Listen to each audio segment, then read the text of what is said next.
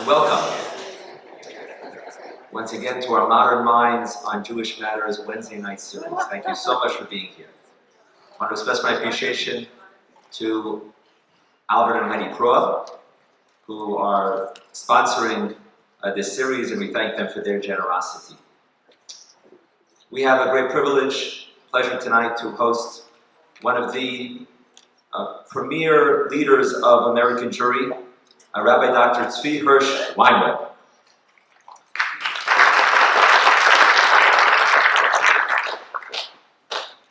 Rabbi Weinreb is someone who is a distinguished scholar, not just in Torah, but also in secular matters, particularly psychology. He is a clinical psychologist who earned a PhD from the University of Maryland. He was a pulpit rabbi, growing the Shomrei Emunah Shul in Baltimore from 160 to over 400 families, such a dynamic community. And Rabbi Weinreb is such a beloved leader still from his leadership in that community.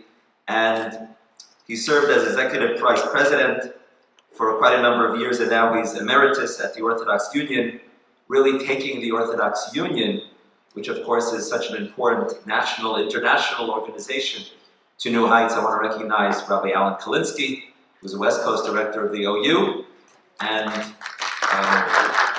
thank you for being here. So I think it's important that we have someone of Rabbi Weinreb's caliber, with his experience in psychology, experience in the rabbinate, experience in terms of the American Jewish community and the American community at large, to speak about the topic that we have entitled tonight, Transgender in the Jewish Community. And we all know that the Torah is a sefer, is a book that helps informs our Jewish values, but also helps us see all matters, as challenging as they are, all matters of the world. And the Torah that we follow, that we observe, that we believe in, is a Torah of emet, and also a Torah of chesed. It's a Torah of truth, of principles, but also it's a Torah of compassion and mercy. And it's those two dimensions of Torah, which I'm sure Rabbi Weinreb will touch on tonight, on this complicated but important topic that is of interest to all of us. Without further ado, an old family friend, Rabbi Weinreb and his wife Chavi, old friends of young, longtime friends of my family, and so it's also nostalgic and personally meaningful for me to have the ability to introduce and give a warm welcome to Rabbi Dr. Tzvi Hersh Weinreb. Rabbi Weinreb is also currently the editor-in-chief of the Talmudic Perspectives, which is an extremely important and monumental work that Rabbi Weinreb is the editor of. He's also the author of Koren Tehillim. Both of those books and a set of books about can be found in your local bookstore. I wanted to mention that those important projects that Rabbi Weinreb was doing. Thank you.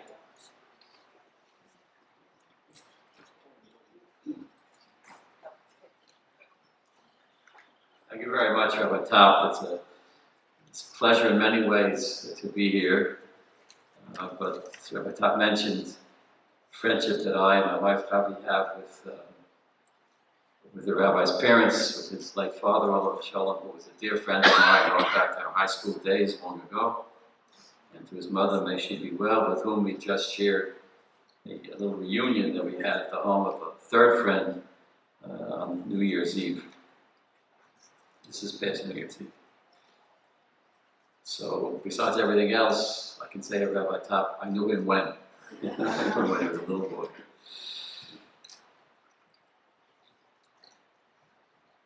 Several of you, as you were walking in, or as I was walking in, asked me how I came to this particular topic, what got me interested in it, what makes me think that I have something to say about it. So there are many roads to Rome, but in the past several years, since I've become the Executive Vice President Emeritus at the Orthodox Union, I've been kind of the wise old man. I'm not so sure about the wise, but I'm very sure about the old man part, whom people come to when they have various issues. We have a program at the OU called Jewish Learning Initiative on campus, where we have couples, married couples, has 25 different campuses in the United States and Canada, helping to keep Jewish students involved in Judaism in all kinds of ways. And the college campus is really the place where things happen. When there's social change, change in the world, political change, cultural change, it seems to happen first on the college campuses and then over time spreads much more widely. So several of the educators that we have on the campuses have been consulting me about students of theirs who are in one or the other stage of moving towards transsexualism. And the questions came up of two kinds of questions. How do you guide such a person? How do you counsel such a person? What types of referrals do you need to make medically, psychiatrically, to people who are going through this type of self-exploration?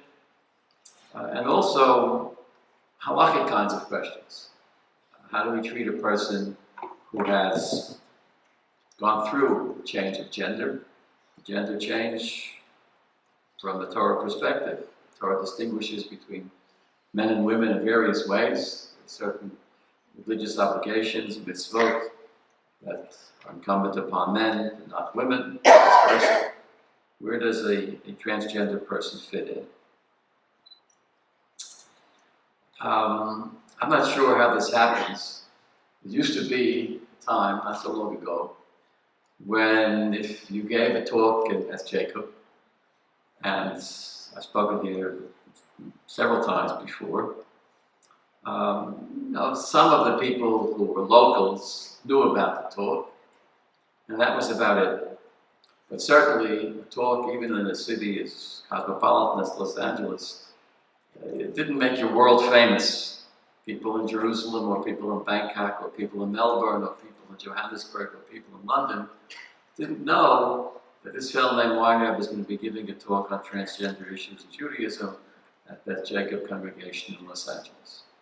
However, the world has changed, as you haven't noticed, because of electronic communication and social media, etc. I received emails yesterday and today from people in those aforementioned cities of Jerusalem, Bangkok, London, Melbourne, Johannesburg, and of course, Brooklyn.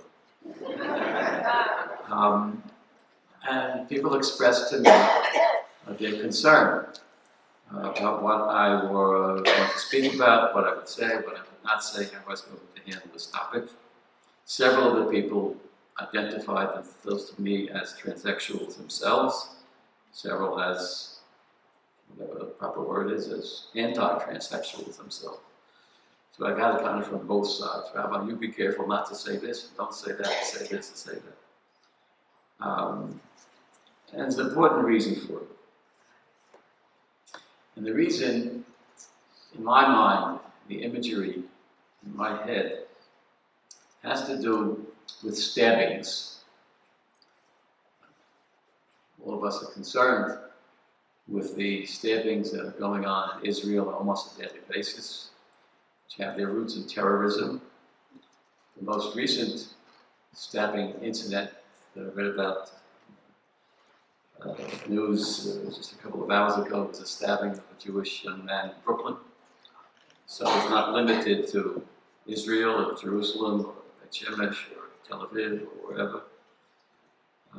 Jewish people are getting stabbed, sometimes shot, sometimes hit by vehicles for, quote, political motives, which I think we all agree boil down to our old scourge, anti-Semitism. I spent a lot of time in Israel. Chavi and I have an apartment there. And the recent wave of terror, that's the right word, began sometime around Rosh Hashanah, which this year was late, in October.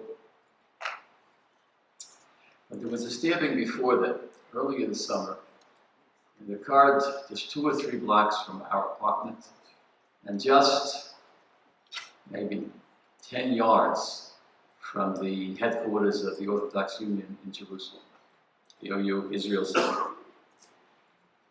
And it was a stabbing which ended up in a fatality. The 16-year-old girl who was stabbed died of her wounds a day or two after the attack. Her name was Shira Bankry, and she was stabbed by a man labeled in the press as ultra-Orthodox, but was really a deranged person. But she was stabbed because this man was upset because she was marching in the gay pride parade. It's a parade of lesbians and gays in Jerusalem, and some people were for it, some people were against it. The vast majority of people who were against it tolerated it. Israel tries to be a democracy, and just went about their business and kind of ignored it. But this one man got it into his head that he wanted to physically attack people who participated in the parade. So Nebuch, he chose a 16-year-old girl who herself did not identify herself as a lesbian. She was just a young girl who thought this was an important cause, and she marched in the parade. When I think of the stabbings that are going on now, that to me was the first. And of course, the context of that stabbing was a context in which people who disagree with each other don't only disagree, but hate each other. And hate each other violently, with great animosity, and great contempt. And that's wrong.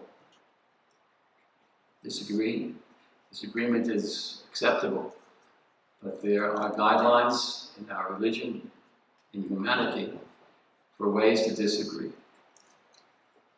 So therefore, in my talk tonight, I want to be very careful to avoid anything that smacks of hatred, contempt. I want to look at the issues in different terms, in terms of seeking to understand, in terms of Ahavas Yisrael, love for one's fellow Jew, love for one's fellow man or woman, tolerance, but also for scientific objectivity and the halachic framework of Jewish law. And to throw into the mix the consideration of the times that we live in, which are very different. We used to think, when I was younger, that times change. Sure, every 20 years or so, things change. Now, the times are changing, but they are changing so swiftly that really in the most recent presidential election, the top one before that, all the presidential candidates were opponents of same-sex marriage. The president, a liberal Democrat like Bill Clinton, could promulgate a rule in the military of don't ask, don't tell. And things have proceeded to a different stage entirely, where those kinds of positions are not possible, not only for the President of the United States to maintain, but for anyone in public or private life to maintain. So we live in changing times. We live in times when science has advanced beyond our imagination, and there too advances more and more and more each and every day.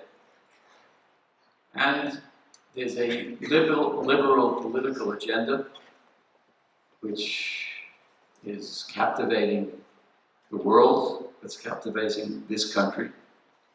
It's interesting, without becoming political, in New Hampshire elections, Clinton lost to a person whom I don't think any of us even heard of a year ago, but who stands for a very, very liberal political ideology. And these changes, the political ideology, cultural changes and scientific changes, are from a Jewish perspective wonderful and terrible, both. They're challenging for a person who is an advocate and adherent of traditional Judaism, because so many of these changes are consistent with traditional Judaism, particularly with the message of the great prophets, Isaiah, Amos, Jeremiah, etc. But they're also in opposition and inconsistent with some of our beliefs and some of our halachic guidelines. So that a person who's a committed Jew and yet wants to live and participate actively in contemporary society has to walk a very fine line, has to walk a tightrope. And the question is, can we walk this tightrope? And one way of looking at our talk this evening as an attempt, just an attempt and a beginning attempt of trying to walk that fine line between adherence to halacha, that has been traditionally understood, and coping with a phenomenon that has become certainly more public, probably more prevalent in the past very, very recent months and years. I'd like to begin by defining some terms, because I'm sure that there are people even here, and obviously you're interested in the topic, who aren't really sure about what transsexualism is. So I'm turning for definitions to a recent issue of the journal called The American Psychologist, which is the journal of the American Psychological Association. The American Psychological Association sets guidelines for the practice of psychotherapy, and this particular issue of the journal, it's December 2015, quite recent, and it has a 20 or 30 page comprehensive article entitled Guidelines for Psychological Practice with Transgender and Gender Non-Conforming People. I'm not going to go over these guidelines, but after the guidelines, there's an appendix, and the appendix gives definitions of, I would say, 25 or 30 terms that are associated with the phenomenon of gender change. I'm going to read excerpts from the definition of several key terms so that we know what we're talking about.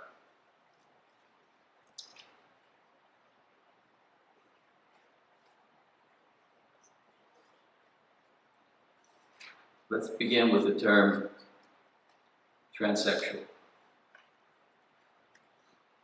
Quote, transsexual is a term to describe people who have changed or are changing their bodies through medical interventions, hormones, surgery, to better align their bodies with a gender identity that is different than their sex assigned at birth. In other words, you have a human being who is born with every indication that he is a male. By every indication, I mean masculine genitalia at birth, his chromosomes, which can be seen under a microscope, are XY, and in every way, a baby boy has been born, or a baby girl has been born, and again, chromosomally, anatomically, everything tells us that this person, this little baby, is a baby girl. Somewhere along the line, that person feels that they're in the wrong body. And even though my body is that of a man, I feel that I'm a woman trapped inside a man's body. Vice versa, a man trapped inside a woman's body. Nowadays, this is not all that recent, because this type of medical treatment was available as far back in the United States as the 1930s, the early 1930s. But of course, treatment has become much more sophisticated and perfected. And if a person chooses to change his or her bodies through medical interventions, there are basically two successive medical interventions. One is the injection or ingestion of hormones which stimulate bodily reactions of the opposite gender. So the person is born male, wants to become a woman. He's filled with hormones over a long, protracted period of time, which stimulate the development of feminine appearing parts of his body. Grows breasts, body hair disappears, the shape of various parts of his body changes because of the hormonal stimulation. Following that were surgical procedures which excise, eliminate male genitalia, and through plastic surgery, create for him artificial female genitalia. And that's the person who we're speaking about tonight, a transsexual. But there are some other terms which are important to define. And one is gender dysphoria. Dysphoria, D-Y-S-P-H-O-R-I-A, which means I'm a man, I feel like I'm a woman, and I begin to feel very depressed, very upset at the fact that I'm not in the right body. And I go through something which you might call depression, but depression is a clinical term, and these definitions try to avoid any labels which smack of illness. So we won't call it depression, we call it dysphoria. Euphoria means when you feel wonderful. Dysphoria means when you feel terrible. So let's define gender dysphoria. It's discomfort or distress related to incongruence between a person's gender identity, sex assigned at birth, gender identity and/or primary and secondary sex characteristics. The American Psychiatric adopted the term gender dysphoria as a diagnosis characterized by a marked incongruence between a person's gender assigned at birth and gender identity. So then we also have to find what is this thing called gender identity? This mental process by which I feel that I'm not the person I'm not the body I was at birth. At birth I was a male. I feel inside, I identify as a woman. Gender identity, what does this mean? Definition again, a person's deeply felt, inherent sense of being a boy, a man, or a male, or a girl, a woman, or a female. Sometimes, for the great majority of people, the gender identity is the identity of one's body at birth. So that I identify as a male, I was born a male, I am a male, so my identity is male. But if I'm born a male, but I feel as if I was a female, I feel it deeply. I have an inherent sense of not being a boy, of being a girl, not being a woman, of being a man. So there's an inconsistency, an incongruence between my identity and my body. And that causes inconsistency, causes dysphoria. I feel distressed about it, upset. I want to change. So my gender identity leads to gender dysphoria. And gender dysphoria can lead to a decision to undergo the type of medical treatment that will allow me to become transsexual. So we have gender identity, gender dysphoria, and transsexual state of being. These are the definitions of the key terms that one has to be aware of. There's an encyclopedia called the Encyclopedia of Halacha and Refuah, Encyclopedia of Jewish law and health, mental health, physical health, etc. And it's interesting that as far back as 1991, when this encyclopedia, several volumes, was first published, one of the entries in the encyclopedia was in Hebrew, Nituach lafichat hamin, surgery to change one's gender. And there it's defined in Hebrew. I'm going to emphasize some of the words. Nituach l'shinui min, surgery to change a gender, ba'adam, of a person, shehu mibechina biologit, someone who is from a biological standpoint, zachar maleh, full-fledged male, o nekeva malaya, or a full-fledged female, biologically totally male. But yesha nashim anoladim ba'ofen anatomi uphysiologi kivnei min echad. There are people who are born anatomically and physiologically members of one gender, ach sovlim, but they suffer, mechoser seviat ratzon, from a great dissatisfaction, mechoser seviat ratzon kitzonit, an extreme dissatisfaction, extreme distress, dysphoria, mehahizdahut iminam, from identifying with their own biological gender.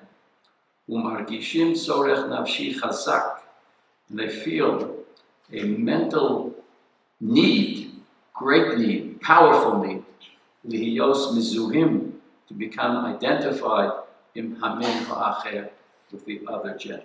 It's interesting that the Hebrew encyclopedia, in its definition, uses even stronger and stricter terms to describe the experience. It is an extreme dissatisfaction. It's a dissatisfaction of identifying with one's own biological gender and a wish to identify with the other gender and to do something about it, which is possible since the early 20th century through medical procedures. Term. Because in this initial set of definitions, I wanted to give you objective scientific definitions from a psychological journal and from an encyclopedia basically written for people of the medical profession who care about Jewish law. The term that I avoided is God-given, because I could have defined it, same definition, just using different words, and said that what transsexual individuals have done is that they've altered their God-given gender. God made us into the anatomical, physiological being who is male or who is female. And because we were so distressed about God's choice, moving now into a different language, we decided to do something about it. And we underwent a procedure that allowed us to change our God-given gender into a human-chosen gender. That's a theological way of looking at what we're talking about. Is that permissible for a person to change his or her God-given gender? If it's God-given, shouldn't we accept it? It's a blessing. This is a theological question which we have to put on the table. So we've defined our terms.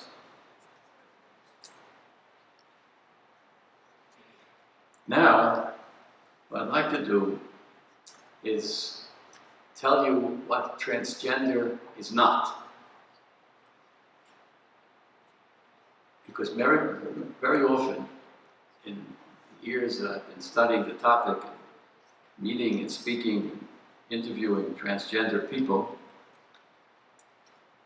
and great authorities on Jewish law, many times people who know even a great deal about Jewish law say, oh, transgender? That's mentioned in the Talmud many, many times. It's nothing new. And almost invariably, what they're referring to is a Greek word, but it's used in the Talmud very, very frequently. And the term is pronounced, as one would pronounce Aramaic, an androgynous person. If you look in a dictionary, the word androgynous can be spelled two different ways, and it means two different things depending upon how you spell it. If you spell it Androgyn, etc., as opposed to Ge, so you spell it androgyn, Gyn, then it means andro, male, and gene, female.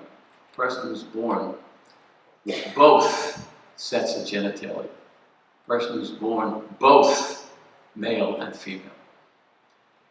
This is not an unusual type of thing.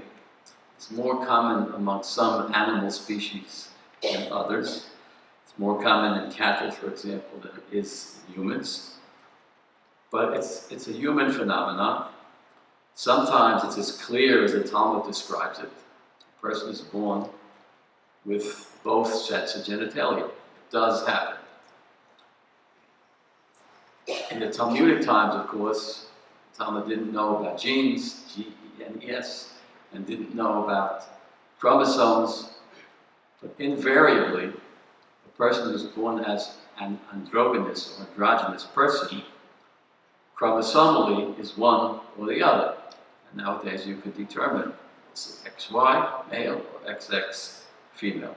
You can do it through a simple examination through any decent microscope.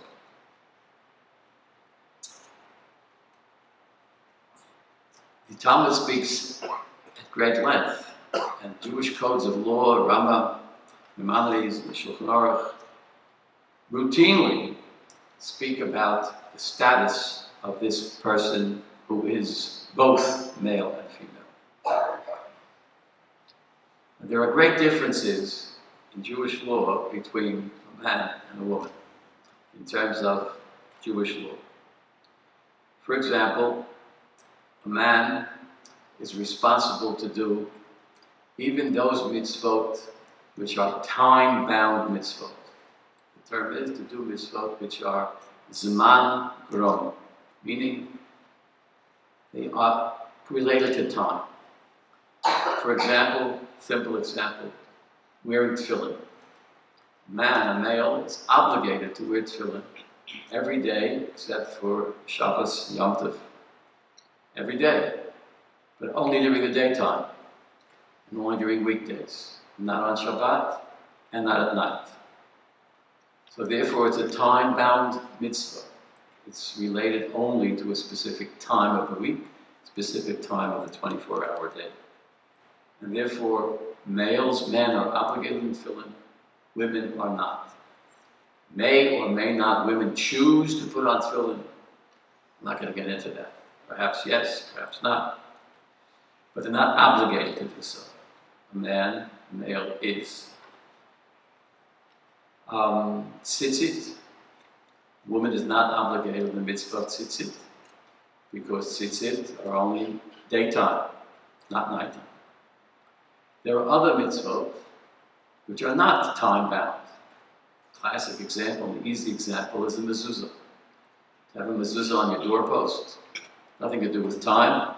The mezuzah is supposed to be there on Tuesday, on Wednesday, on Shabbat, on Yom Kippur, on Hanukkah, on Tu B'Shvat, every time of the year, day and night. So therefore, if a woman has her own house, her own room, her own cabin, whatever, she is fully obligated to have a mezuzah, because it's not a time-bound mitzvah. So the question comes up with reference now to the androgynous. Is this person born with both male and female features? Male and obligated to put on tefillin every weekday, or female not obligated?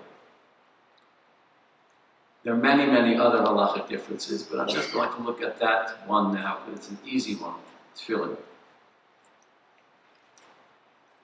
However, the way that the Talmud rules with reference to the androgynous, the person with both feminine and masculine features, is that we have to assume that he's male. If he's male, he has to wear tefillin, so he has to wear tefillin. Because we don't know whether the person is halachically male or female. So we take the stricter view. Maimonides writes that the androgynous is a person who is safek, it's a doubt, we don't know, it's undetermined whether to judge him as a male or as a female. And he writes, it's a safek which can never be resolved. In Maimonides' time, it just couldn't be resolved. The person went through life being both a man and a woman, etc. Typically, at least in Talmudic times, pre-modern times, the androgynous was sterile.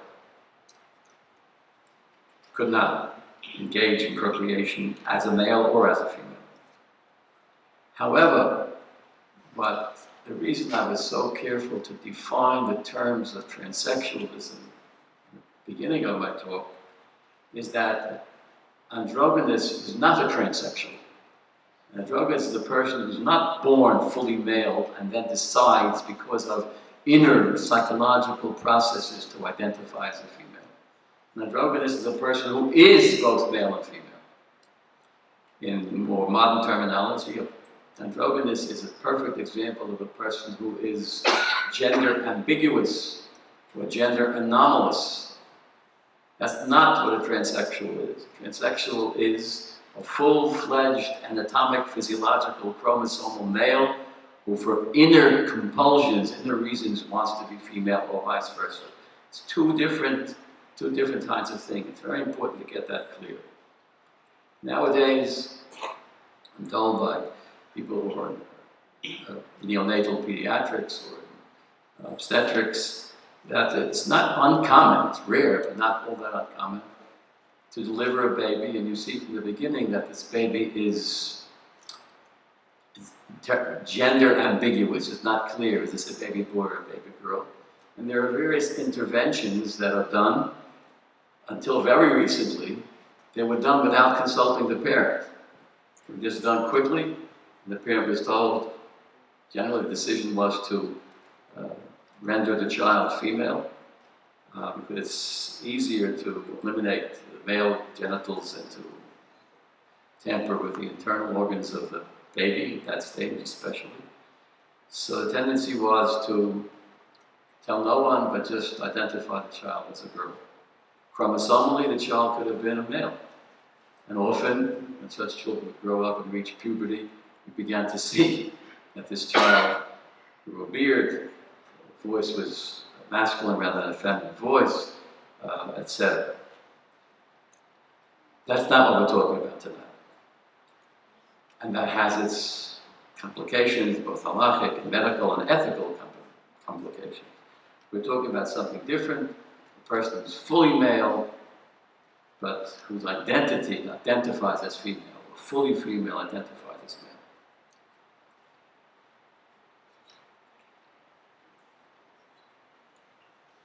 male. Is it permissible, from a Jewish point of view, Jewish law, from the point of view of halacha, for a person to undergo the type of treatment that I briefly described, which eliminates his masculine features and stimulates a feminine appearance, or vice versa? Is it permissible for a woman to undergo surgical hormonal treatment which will eliminate her feminine physical features and stimulate masculine features? I'm going into the details of how this is done, but with the advances in endocrinology and in plastic surgery, it can be done. Is it permissible or not? As in most areas of Jewish law, especially those having to do with such complex situations, there are a variety of opinions on many aspects of what I'm going to be talking about tonight. But when it comes to is the surgery and hormonal treatment permissible, there is unanimity among all the experts of halacha that it is prohibited for a number of reasons. I'm just going to outline some of them. And some of these might be news to you, that these kinds of things are prohibited. The first one is what is technically called in Hebrew sirus, castration. To castrate another creature, human or animal, is forbidden by the Torah. To neuter your dog is forbidden by the Torah. And these are verses in the Torah. This is not something invented by old Orthodox rabbis 100 years ago. These are verses in the Bible. That one is not permitted to castrate another creature. Castration usually is a term reserved for elimination of masculine genitalia, but as far as the rabbis are concerned to interpret the biblical phrase, it's true also of eliminating the genitalia of a woman. I don't know if the English word castration would fit for eliminating genitalia of a woman, so we'll use the term sirus. Sirus is forbidden. Interestingly enough, the Talmud feels that sirus is not only forbidden to Jews, but it's forbidden to all people, all human beings. So you can't sell your chametz, to a Gentile and say, sell your dog to a Gentile and say, he's your dog for the next hour, you castrate him, because that would also be improper. How is that handled? Got to ask your veterinarian who is expert on Jewish law. But from the point of view of the Jewish law, this is not something to be debated. This is, if you accept the Bible, simple translation, simple interpretation, castration is forbidden. The procedures that we're describing are sophisticated methods of performing castration or elimination of the genitals of a male or a female, and that is forbidden. How do we get around that? Not so easy. Number one. Number two, again, biblical prohibitions. It's forbidden for a man, to dress up as a woman. It's forbidden for a woman to dress up as a man. Again, these are verses in the Bible. Presumably, under certain conditions, theater situation, you're acting, you're male, you're acting as a woman, maybe it's permissible on Purim, maybe it's permissible to dress, to kind of cross-dress, but in general, it's forbidden, and it's forbidden biblically. Rabbis understand that it's not only dressing as the opposite gender that's forbidden, but what's also forbidden is for a man to do what's called tikkunei nashim, to conduct himself as a female in various ways. For example, no longer relevant to me because all of my hair is now gray and white. But there was a time when my hair was kind of a reddish brown. And then one fine day when I was about 32, my wife noted a couple of gray hairs. And she kind of reached to kind of pluck those gray hairs out of my head to be able to lure herself a little longer that I was still young. Still a handsome young man that she married. That's forbidden. It's forbidden for a man to pluck out his gray hairs because that's something that women do. For a woman is permitted, for a man is not permitted because a man is, in a sense, dressing up as a woman. If it's forbidden to pluck two graying hairs out of my head, it certainly would be forbidden to me to undergo a procedure where I'm going to totally change my body from male to female. That's another category of prohibitions that makes this type of medical treatment prohibited by Jewish law. Another is this. This is something else many people are not aware of. Chavala, to be chovel, to wound oneself, is prohibited in the Torah. A person slashes himself for whatever reason, cuts himself, punctures himself in a situation which is not medically necessary. That's prohibited. One can undergo surgery when surgery is medically indicated, but in general, you're not allowed to wound yourself. And there's a deep theological reason for this, because Jews, Important news from a Jewish perspective. Your body is not yours. You don't own your body. Your body is owned by God. And you got to treat it as such. And if you disfigure yourself or tattoo yourself, you're inflicting a wound upon something that God gave you, and that's prohibited. So this type of surgery, again, would be prohibited from that perspective. But not only is wounding oneself prohibited, but entering a dangerous situation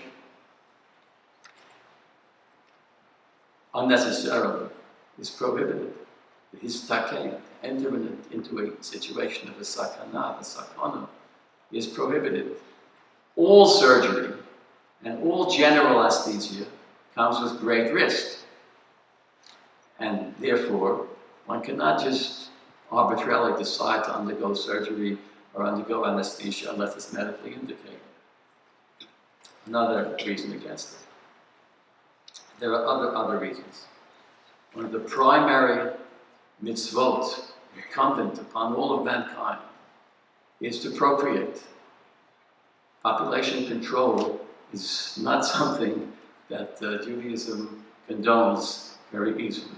You're supposed to procreate. Every person is supposed to try as much as he or she can to have at least 2 children, a male and a female. It's the mitzvah of pruruvu. It expands to another mitzvah called Lo tohu v'ro l'sheves yitzorah. But it's incumbent upon all human beings, not just Jewish human beings. And by making this choice and going all the way with it, you are putting yourself in a position where you will not be able to bear children or to impregnate a woman. A woman, one woman, who goes through this transsexual surgery cannot impregnate another woman. It's just physically impossible. And a male who castrates his male genitalia and plastic surgery gives him female genitalia, they'll look very feminine, but they won't function sufficiently efficiently to give birth to children. So that's another reason against it. Now, there's a problem here.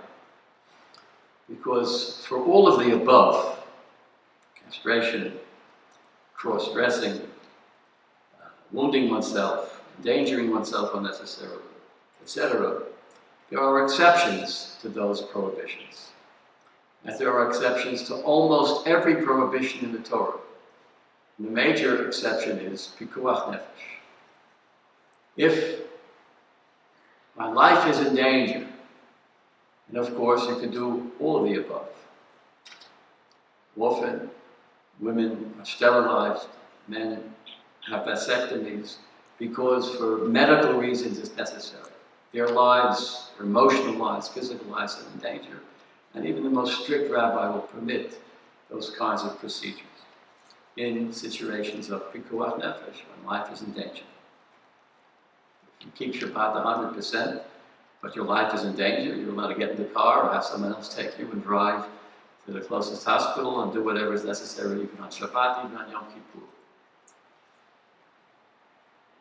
The question is, if a person is suffering from gender dysphoria, as we've defined it, is that pikuach nefesh?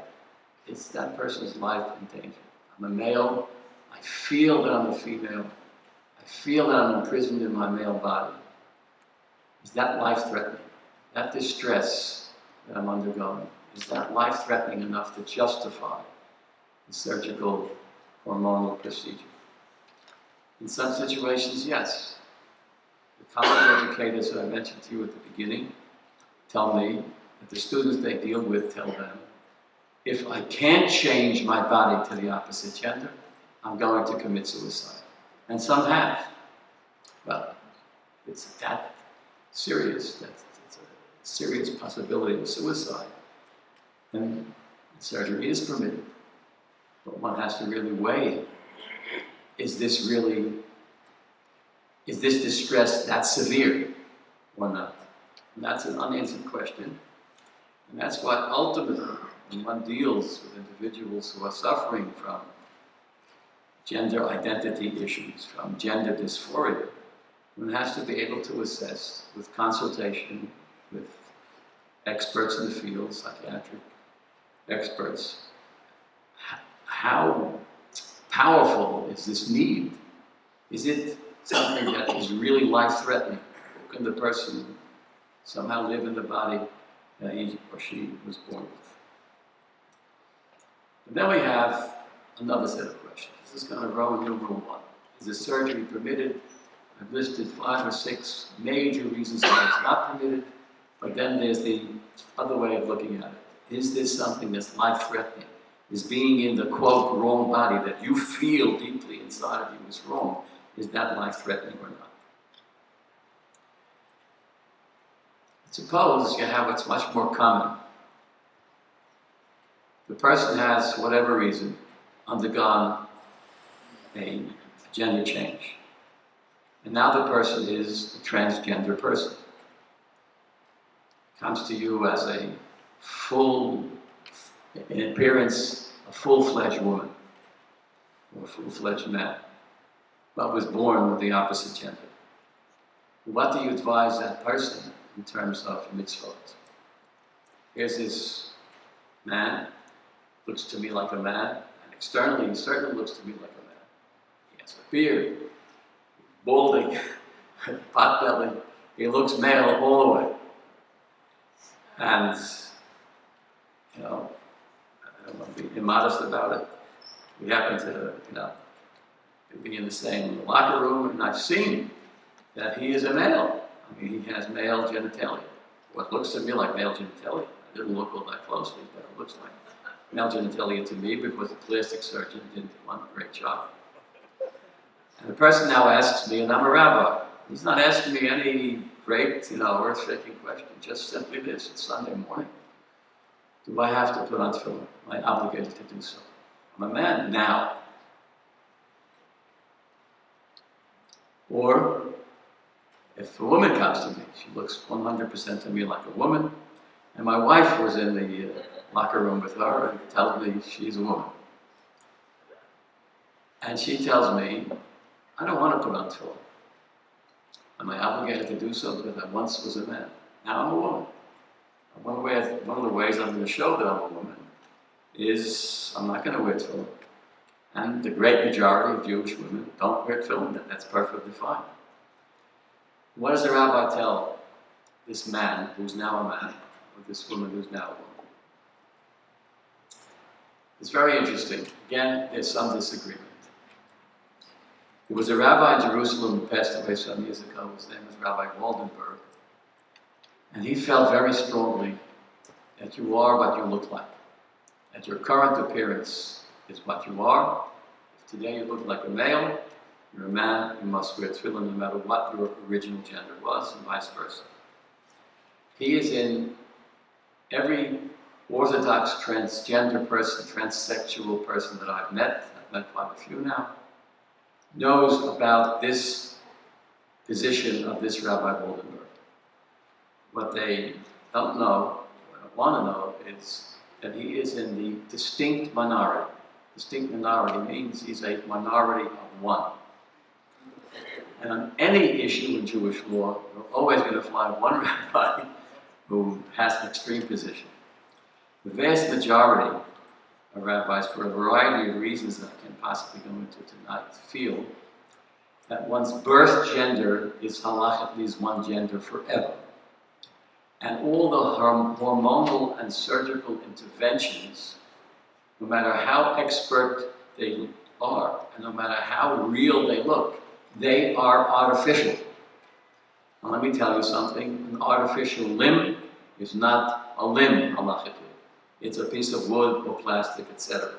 It has a very important function. If I cut it, I'm not guilty of wounding myself because it's not me. And the artificial genitals are also artificial, and that does not change a person's essential identity. It's interesting that contemporary halacha does not look at the chromosomal composition of a person. Does not think that that's enough of a siman, enough of a sign of gender. But scientists, of course, will say the person can look like a duck, quack like a duck, and walk like a duck. But if we look at its chromosomes and we see that it's not a duck but a goose, it's a goose. Or a rabbit, or whatever. If a person is XX and has all male genitalia that will result of hormonal treatment of plastic surgery, she's XX, she's a she. And that's the way it is. This is the weight of the opinion of most rabbis. There's a sefer, a book that I have in front of me. The name of the sefer is Dortal Chod. And it's written, actually compiled, not so much written, but compiled, by a man who deserves to be mentioned. He did an outstanding job on this compilation. He lives in Israel. His name is Idan ben Ephraim. And Idan ben Ephraim surveyed the literature on this whole topic. And he's come to the conclusion, which is pretty unanimous. You are what your birth gender was, no matter what artificial interventions you underwent. However, and this is fascinating, that's true when it comes to the halachot, for example, tefillin. Okay, that's between you and God. Tefillin is not a social event. It's not an interactional event. It's an event that one can do in the privacy of one's home.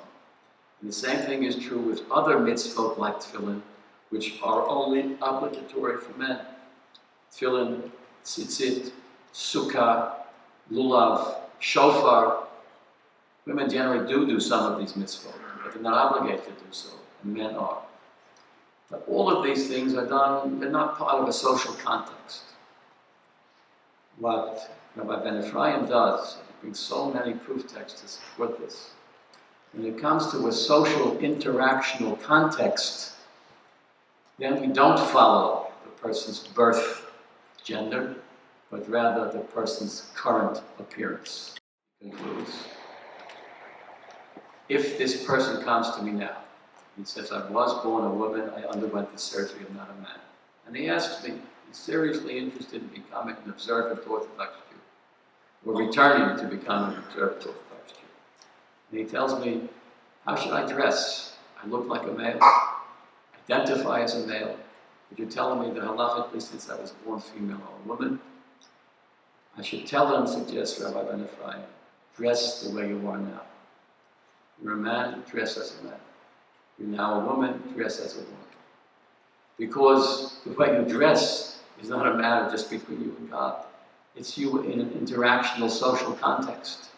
And in a social context, we can't tell people, yes, he looks like a man, but he's really halachically a woman.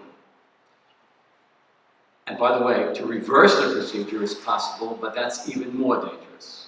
So I'm not going to counsel him to, go back to being what you originally were. It's too dangerous, too iffy. You're a male, okay, now you're a male. Halachically, you were the way you were born. You don't have to put on tefillin.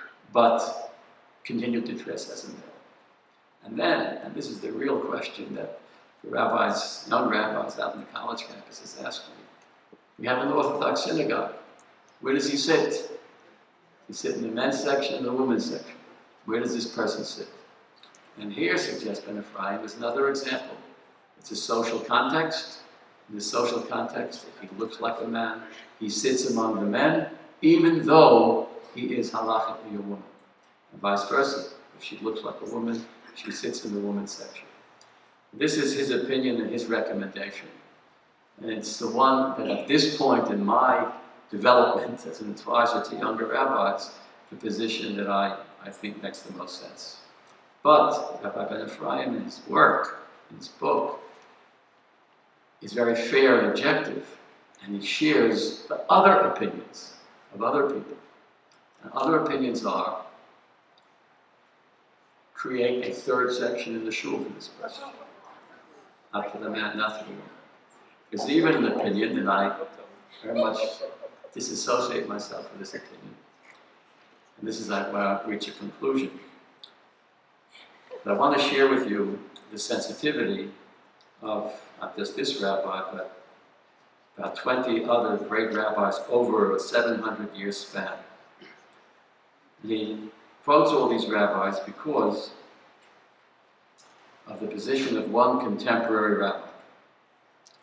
And here we come back to the 7 phone calls I received today, really from Bangkok, I'm not kidding, and Australia, England, South Africa, and Brooklyn.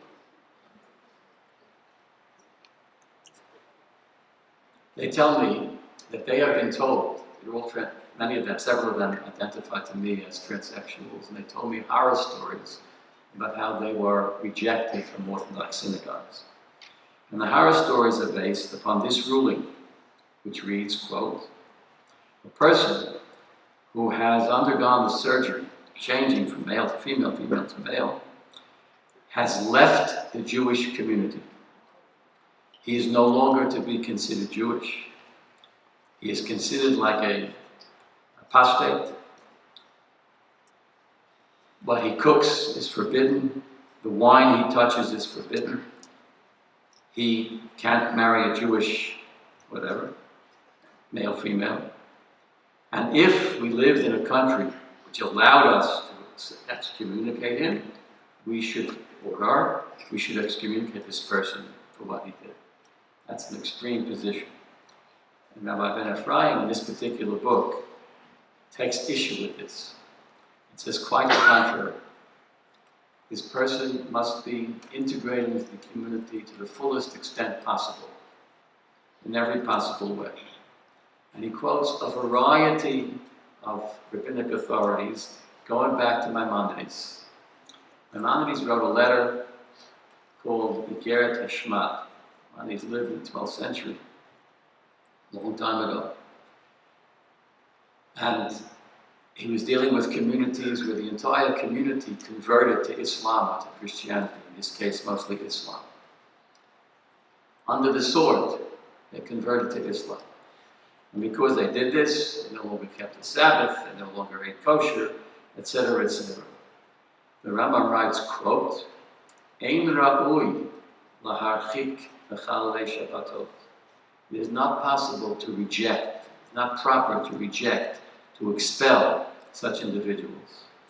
It is proper lekarvom, to bring them closer, u'lizarzein la'asiyat ha'mitzvot, to encourage them to do more mitzvot. Just because a person is not or cannot keep one or other of the 613 mitzvot does not mean that we shouldn't encourage him and enable him and facilitate his or our keeping all of the other mitzvot. He quotes even a verse in the Bible, in Proverbs chapter 6, verse 30. Lo yavozu leganov ki yignob. Don't embarrass a thief because he's stolen. Lo malei nafsho ki yirav. He's stolen because he was hungry, became a thief because he had to feed his family. He did the wrong thing, but don't reject him. You don't reject a person in the Jewish community. You don't expel a person in the Jewish community because that person has sinned, or possibly sinned. No, there's no reason to expel a person, writes Maimonides. And then Rabbi Ben Ephraim does a survey going through the centuries, from Maimonides in the 12th century to the Rivosh in the 14th century, to Rabbi in the 18th century, and on and on and on, until he reaches his teacher. His teacher just recently passed away. His teacher was Rabbi Abadi Yosef, former chief rabbi of Israel, the great Sephardic sage, who writes, quote, this with reference to phenomena like a person who deliberately, purposely underwent this gender change, which we've outlined the various reasons why it's prohibited. Bismanim elu, these days, dorot hachofesh v'hadror, these days of liberalism and freedom, she'isha yasha be'ena v'yaseh, everyone does what, let's say it this way, everyone does what he damn pleases. Tzrichim lehitazer lehisnaik b'chachma v'tzvuna. One has to deal with these people wisely, with great consideration. V'lo b'sufa b'sa'ara, not with tempests and storms. You don't say kick the guy out or the girl out because she is in this situation. You try to draw them near in every way possible. And he adds, this is so true, in these days we need every single Jew possible. And even if a person is guilty of who knows what, to the extent that we can, we try to incorporate that. But this is the approach taken by Rabbi Ben Ephraim, and it's an approach that he's built on. I want to emphasize this. He's built on many, many, many sources, far too many for me to go into detail about. I want to conclude with my own words. We believe we live now in an age of an unbelievable revival in anti-Semitism. It's just unbelievable what's happened under our eyes, in front of our noses in the past several months. Most of the countries in Europe, Western Europe, Eastern Europe, doesn't matter, certainly in the Middle East. And to an extent, the anti-Semitism today is far worse than the anti-Semitism of the Nazis in the 1930s. And it's far worse because of the power of social media, something that Hitler didn't have. Hitler could poison the minds of millions of Germans. He was ineffective against the vast majority of mankind. An anti-Semite today has weapons that are far more powerful than Hitler could have imagined or Goebbels could have imagined, and much more effective, as we see. Go on the web and look at any of the many, many anti-Semitic websites, blogs, and whatnot that are out there, and you'll be amazed about what's out there available for anyone in the world, child or adult, Christian, Jew, Muslim, Buddhist, whatever, to be poisoned by just pressing the button. It's uncontrollable. There's no way of controlling it. People spread it up totally, answer to no one, or accountable to no one. That's the age that we live in. Because of that, now is not the time, if ever there was a time, to cast away and reject other Jews. We must recognize that many people these days are confronted with these issues of gender identity, but yet have a genuine desire. And here I quote from one of the emails I received today from this woman who identifies herself as transgender and lives in Jerusalem. Rabbi, please remember when you speak tonight that many of us, in spite of our issues with our gender identity, have a genuine desire, quote, a genuine desire, quoting her, to serve the Almighty and to observe His mitzvot and to live and learn and worship within the Orthodox Jewish community. Please recognize that when you speak tonight. So therefore, we have to walk the tightrope. And the tightrope is responding to the needs of these fellow human beings, in the case of the Jewish community, fellow Jews, while not compromising the halachic tenets and principles that I mentioned and outlined for you. How do you do that? How do you walk the tightrope? It calls for great, great ingenuity. Baruch Hashem, we are an ingenious people, and we're known to the world. Sometimes we're the tough label to live up to. That's the Jewish genius. Jewish genius can solve many, many difficulties. I found my way around Los Angeles with a GPS that was invented by a Jewish person in the Haifa Technion, and many, many other things. But that's Jewish genius, Microsoft, etc. Jews can use their geniuses to figure out ways to be considerate, tolerant, understanding, and to the extent possible accepting in our synagogues of these people who have these issues, to recognize that these issues are real, and at the same time, to not compromise halacha. How do we do that? That's a tightrope that we will walk, and that we will be dealing with, I guarantee you, more and more as time goes on in the imminent future. After all, pray. We're not geniuses because of our own intellect. We're geniuses because of siyata d'shmai, because of divine assistance, and we have to pray for that divine assistance as we continue to cope and struggle and torment ourselves over these important issues. Thank you. We have room now to close with just a few questions that were texted into our number here. The first is gender dysphoria. Does that include people who feel like the opposite gender, but wish they were more like the gender with which they were born. So, as I try to indicate as briefly as I could, you can't cover the entire topic tonight. It's not possible in time and battle. But it's a complicated area. And gender dysphoria is itself a complex phenomenon. And a lot depends upon the developmental stage of the person who's suffering from this gender dysphoria. You're talking about a child, many children. When you think back in your kindergarten years, there was always some little boy who wanted to be a girl. He dressed like a girl and didn't play soccer, but instead, played with the dolls or whatever. Or vice versa. A girl was the old-fashioned tomboy who just ran and played with the boys and didn't want to be a girl. That's a very natural developmental situation, and that's not gender dysphoria. As the child grows, one begins to see, is this really what is called gender dysphoria or not? Because usually children outgrow to one extent or another those early childhood cross-gender urges, feelings, behaviors. So that's part of it. In direct response to the question that was asked, the way that the textbooks define gender dysphoria, I'm not sure that all individuals would do this, but I just quoted from psychology textbook. If a person has this kind of conflict that you described, that he feels that he's in the wrong body and really should be in a woman's body, but he wished he didn't feel that way, etc., that type of conflict is grounds for a psychiatric consultation, for serious psychotherapy. If the person is not gender dysphoric.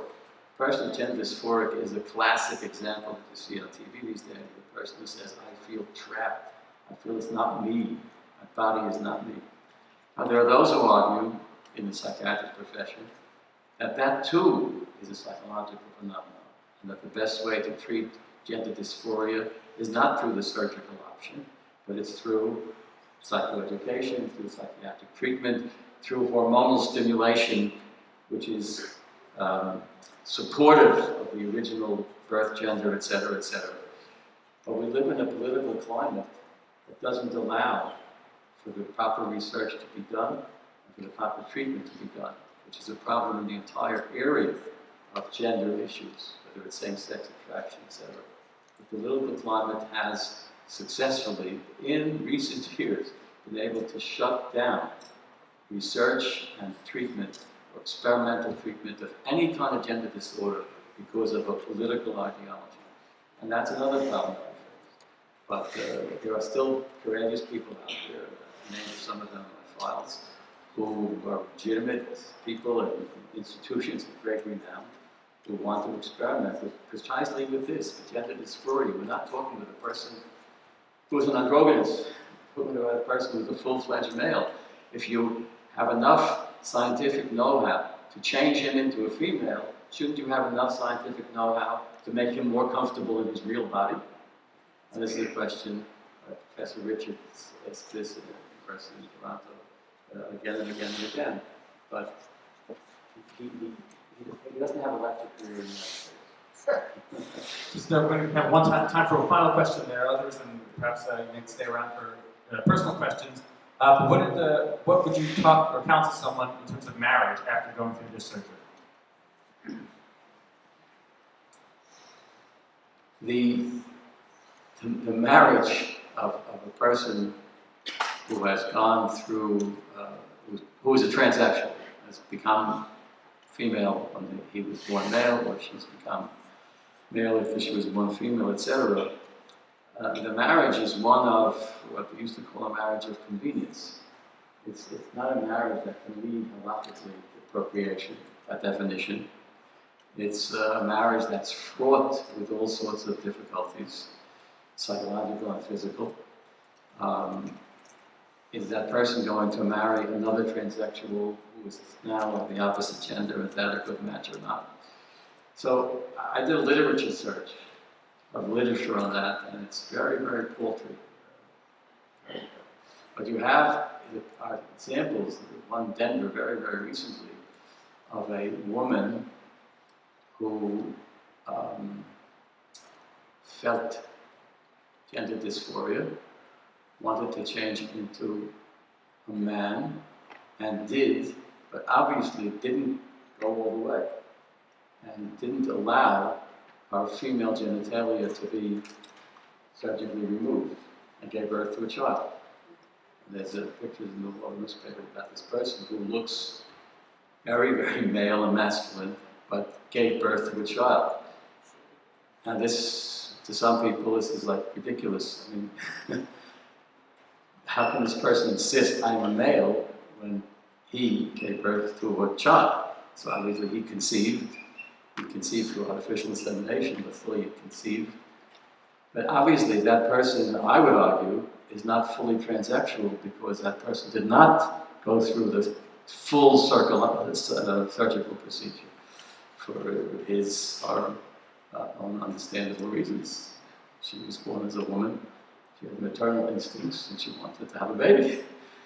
On the other hand, she was gender dysphoric. What does that mean, to want to deliver a child or to nurse a child? You know, a person says, I love menstruating, and I want to have a baby, etc., but I feel that I'm a man. What does that mean just logically? It would seem to make no sense, but that's some of the conditions that you're on. As you know, we all know, marriage is difficult, but the best of circumstances. When you stack the deck with these kinds of complications, you're really asking for difficulties in marriage. If it's a marriage of, quote, convenience, you can parcel out the whole sexual piece, and it's just good to have company, have someone to do the laundry. I don't know which one does the laundry and who does the cooking. You know, I'm an old-fashioned guy. But, and that's what you want the marriage to be, you know, so then maybe it has a chance. But it's, I searched literature because I would feel that somewhere in the literature someone would say that traditional marriage for a person who's transsexual is contraindicated, but I didn't find any research on that. Again, Rabbi, I want to thank you so much for joining us. Next week, exactly at this time, we'll be having Dennis Prager here at Beth Jacob at 7:30 p.m. His topic is Why Happiness is a Mitzvah. Again, I want to thank our sponsors and thank everyone for joining us. Bye, let's go. I want you to know, by the way, that Dennis Prager made it. He's finally in the same series with Halachic Prohibitions. You tell him that when you see him.